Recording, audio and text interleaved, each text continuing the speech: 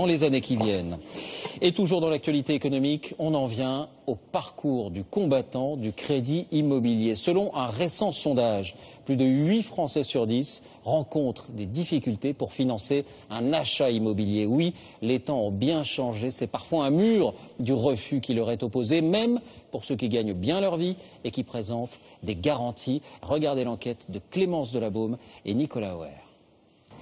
Alors les enfants, l'appartement, c'est l'appartement du 4e étage, là, tout en haut, avec la terrasse. Cet appartement, Karine Branchelot en rêve.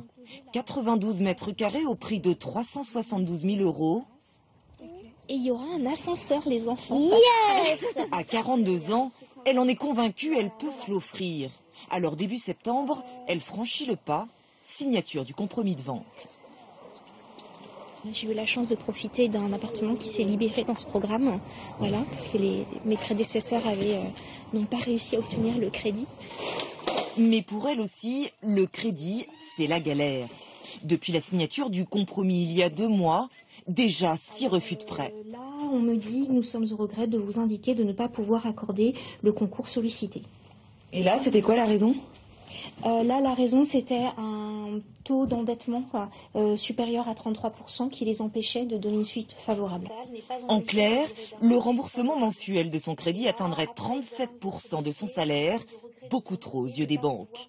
Et pourtant, cette gérante d'une compagnie de théâtre gagne autour de 4 000 € net par mois, un salaire très confortable, et bénéficie d'un apport personnel de 45 000 €. Alors elle ne comprend pas. J'ai un très bon poste, je suis en CDI, j'ai de l'épargne personnelle, j'ai en plus des compléments d'épargne que mon père m'a donné et je n'ai absolument aucun crédit à la consommation d'aucune sorte et on me refuse encore ce crédit. Ben, ça veut dire quoi? Ça veut dire qu'il faut être extrêmement riche, hein, avoir un capital énorme, être héritier ou je ne sais pas quoi. En dernier recours, Karine Branchelot décide il y a un mois d'aller voir un courtier. Ce jour-là, elle fait le point. Toujours aucune offre de prêt, juste une simulation. Rien n'est fait. Vous pouvez constater que vos mensualités seront d'un montant de 1 795 € hors assurance. Maintenant, j'ai eu besoin de regarder un peu les chiffres parce que c'est quand même compliqué, mais je compte sur Madame Delfa pour m'éclairer sur tous ces points. Chez ce courtier, les naufragés du crédit immobilier, c'est le lot quotidien. Car depuis la crise, les banques sont de plus en plus exigeantes. Au-delà de la capacité d'endettement de l'emprunteur, donc le fameux 33% d'endettement respecté en fonction des revenus, mais on va regarder derrière son emploi et même son employeur.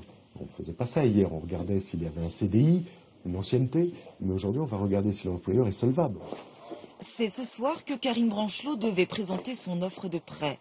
Faute du précieux document, elle a dû demander au vendeur un délai. Le risque, que le compromis de vente soit annulé et que l'appartement lui échappe.